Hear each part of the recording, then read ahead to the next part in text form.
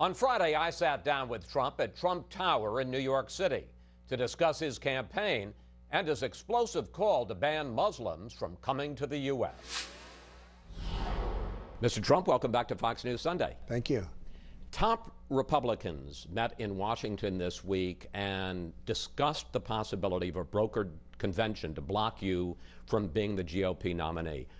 Your reaction to the idea that members of the establishment, some members, are talking about trying to stop you? Well, I think they're making a big mistake, number one. I think I'm going to be the one that beats Hillary. The Fox poll, your own poll, came out and said I beat Hillary rather easily. And I think they are kidding themselves. I'm leading in virtually every state. I'm leading in Iowa, although a Des Moines Register does a poll, and I'm sure that'll be negative when they announce their poll. But when you say that they're kidding themselves, meaning what? They're kidding themselves. I'm going to win. I think I'm going to win. You know, I'm not one of these other guys that goes down. I don't go down, I go up. My whole life has been about winning. I'm going to win. You say that you may break your pledge and run as an independent if the party doesn't treat you fairly. When you hear about leaders talking about a brokered convention, when you hear about the New York GOP, some people saying, let's throw them out, do you have a warning for GOP leaders? Look, I understand what they're going through. I wasn't supposed to be here. I was a member of the establishment 7 months ago.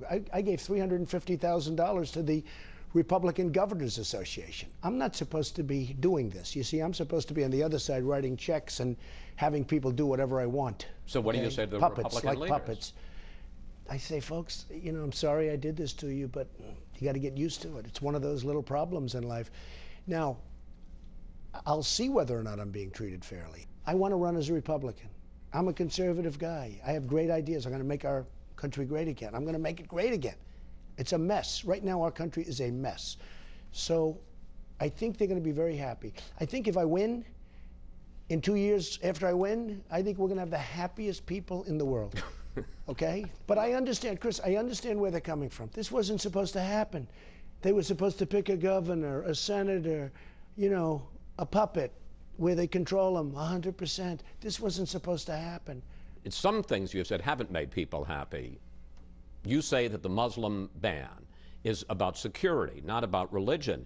But you would block all foreign Muslims. That's 1.5, let me just finish. Okay, go ahead. 1.5 billion people from coming into this country. Are you saying that all of them are potential security threats? We have people flying airplanes into World Trade Centers. We have people shooting people in California like happened last week. We have big problems. Problems that nobody understands. You don't understand them. I don't understand. People don't understand them. The Muslims have to help us figure out. There's tremendous hatred there. There's tremendous hatred. But where it comes from, I don't know. I think here's the point, Mr. Trump. I think people would understand it if you were basing it on countries, saying, you know, don't let people in from Syria or Libya, war areas. But well, I've done that also. But there are 200 million Muslims in Indonesia. I've done that also. There's a Canadian businessman who's a Muslim. Are you saying they can't come in? There's a sickness. They're sick people. There's a sickness going on. There is a group of people that is very sick, and we have to figure out the answer. And the Muslims can help us figure out the answer. Here's what Speaker of the House Paul Ryan said this week. This is not conservatism. What was proposed yesterday is not what this party stands for, and more importantly, it's not what this country stands for. Ryan says you would violate the constitutional guarantee of freedom of religion. Look, I like Paul Ryan. Very, very weak on illegal immigration, big on amnesty, very, very bad on our southern border. Let people pour in. It's not the kind of thinking we need. We need stronger thinking than that. And I like him. He's a nice person. But we need stronger thinking than that. I want the Muslims to help me. I knew there'd be a storm. I'm a very smart person. I knew there'd be a storm. But we need the Muslims to help us figure it out. This week, you've been called a bigot, a fascist, a demagogue. I looked up the word demagogue in the dictionary, and it says someone, a public official who seeks support based on appealing to people's fear and prejudice. Not me. Is that what you're doing? No, it's the opposite. It's called Make America Great Again. It's the opposite. I want to make our country safe. In fact, I'm going to add to it. Make America great again, make America safe again. It's not safe. We're living in fear. I'm not creating the fear. People are living in fear. I have friends that don't want to fly in airplanes anymore, okay? Now look, there's a problem. You don't have to admit it, you never will, because you always want to be politically correct. Your father would have admitted it, okay? He's a little perfect. But you're catching your father very rapidly. Certainly in the ratings we're catching him when we do it together. But look, there's a fear out there. Let's talk practically about how your plan would work. Someone wants to come to the U.S. How do you find out if they're Muslim? Do you ask them? No, you do more than that. You have a surveillance system, and you check things, and you have papers, and you have documents, and you go through a process, which we don't do very well right now. Do you know that in Syria, I hear they're making false passports, and I have heard that ISIS, and I'm pretty good at this stuff, Chris, in Syria, right now, they have people that are making false passports for the migrants, and it's ISIS making the passports, okay? And we have people coming in through the migration, coming into this country with false passports. Now, I'll tell you what, it's got to stop. We've got to get tough, and we've got to get smart. You say this is going to be temporary until we figure out, in your words, quote, what the hell is going on. It's temporary. But Chris, they've got to help us. I understand, but you call our leaders in Washington losers. And I didn't say losers. I said they're stupid. Okay. Okay. But my point is, loser's not a strong enough term. So under those circumstances, isn't this going to take Donald Trump years as president to be able to sort out the good Muslims from the bad Muslims? I know the Muslims. I'm partners with Muslims. They're friends of mine. They're very smart. They're great people. They got to help us. They got to help us. So you had these two people. Everybody knew what they were going to do. They had pipe bombs all over their apartment, sitting on the floor. You had the mother knew, you had the neighbor knew, you had the one guy who bought the rifles. They all knew. And the one person said, oh, I knew, but maybe racial profiling. He didn't want to be a racial profiler. So people are laying dead all over a certain place. Good people, great people. I think it's disgraceful. We need help. We have to have people turn other people in. Once they're radicalized, it's too late. Now, we have another problem, because we have many radicalized people in the United States. We have to do something about that. Let's turn to the campaign. You lead in almost all the polls, except for a couple in Iowa, where Ted Cruz is slightly ahead of you.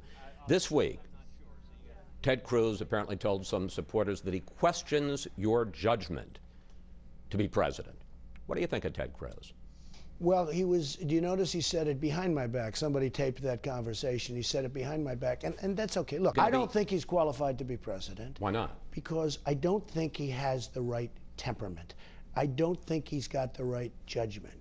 What's wrong with this temperament? Well, you look at the way he's dealt with the Senate, where he goes in there like a, frankly, like a little bit of a maniac. You're never going to get things done that way. Look, I built a phenomenal business. I'm worth many, many billions of dollars. I have some of the greatest assets anywhere in the world.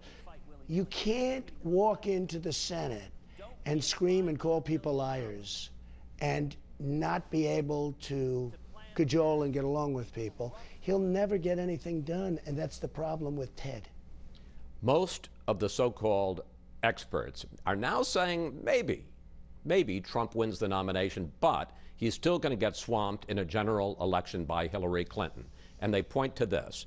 Among women, 27% have a favorable view of you, 62% unfavorable. Among blacks, here's your problem. Here's your problem. Can I just read? No. I think this. You're quoting one poll because there are other polls where I'm very favorable with women. No, but not among all women. Excuse me. We wanted to ask Trump about a USA Today poll last week, which shows him with high unfavorable ratings among women, blacks, and Hispanics. You released a poll, Donald Trump against Hillary Clinton, and I win by 4 points. It's a Fox poll. It's not a Quinnipiac or whoever it is. It's a Fox poll. So Fox and Roger Ailes pays all this money for a Fox poll. In the Fox poll, I beat easily Hillary Clinton. Why don't you talk about that poll? Trump's right. There was a Fox poll that showed him beating Clinton by 5 points. But it was a month old, not 2 or 3 days. How do you answer the question? Are you too divisive? No, Hispanics, I think I'm great. Look, blacks, women? I think I'll win the Hispanics. I employ thousands of Hispanics. They love me. I love them. And I think I'm going to do great with women. And one of the reasons I'm going to do great with women is that I'm a leader. I'm not like Hillary Clinton. She's got no strength. She's got no stamina. Everything she does is like theatrical. Oh, Donald Trump said this. He actually, it's sort of interesting. She said, I watched her last night, Donald Trump, looks like she practices in front of a mirror for 2 hours. Donald Trump said, I think he's dangerous. I'm dangerous. She's the one that caused all this problem. With her stupid policies, you look at what she did with Libya, what she did with Syria. Look at Egypt, what happened with Egypt. A total mess. We don't back any of our allies. You look, she was truly, if not one of the worst Secretary of States in the history of the country. She talks about me being dangerous. She's killed hundreds of thousands of people with her stupidity. What do you mean she's killed hundreds of thousands? She was Secretary of State. Obama was president. The team, right. Two real geniuses. Killed hundreds? Two real geniuses. Of course. Look at what happened. The Middle East is a total disaster under her. She'd travel back and forth, but look at all the problems. Look at, as an example, Iraq. Total disaster. They didn't get us in, but they got us out badly, okay? Total. We spent $2 trillion, thousands of lives, wounded warriors all over. Look at Libya. Look at Benghazi, our ambassador. He wired her 500 or 600 times asking for help. She'll take her friend's call every time. Hillary Clinton doesn't have the judgment. She doesn't have the strength or the stamina to be president. She will be a terrible president. And I think I'll win. Finally, let's talk money. Should congressional Republicans put policy riders in a bill to keep the government funded? And if so, what issues are worth risking a government shutdown? If we had leadership, you wouldn't have to talk about a shutdown. And one of the things I'm so disappointed with the Republicans is that we have a budget, and then they go to sleep for 2 years. They don't do anything. And they start talking about it just before the budget comes up. It doesn't work that way. Are there policy issues that you would shut down the government over? I don't want to say, and I'll tell you why I don't want to say. There are certain things that we can talk about, but I don't want to say, because they have to think of us as unpredictable. Let me tell you, Boehner said, we will never, ever shut down the government. What happened? He gave away all his cards by saying that. In other words, he gave Obama all of his cards. Okay, it's fine to say that. Now Obama sat back, he got everything he wanted. So I don't want to say what I'll do. Finally, it's called the art of the deal, in all fairness. I mean, nobody in our government understands the art of the deal. Finally, the Federal Reserve meets this week. Should they raise interest rates? And what do you think of Fed Chairman Janet Yellen? Well, she's always been known as very low interest, and as a developer, I like low interest rates. As somebody that loves our country, you're going to have to start raising them, and she should start raising them a little bit at least. Why? Look, I'm getting free money. By doing this, it's a form of printing money. And I think she's fine. She's a very low interest rate person. I think she's probably going to raise them. And if she does, it's going to be a small raise. And I don't think it's going to have much of an impact. Mr. Trump? Thank you. Thank you. Thank you very much. Always a pleasure. Appreciate it.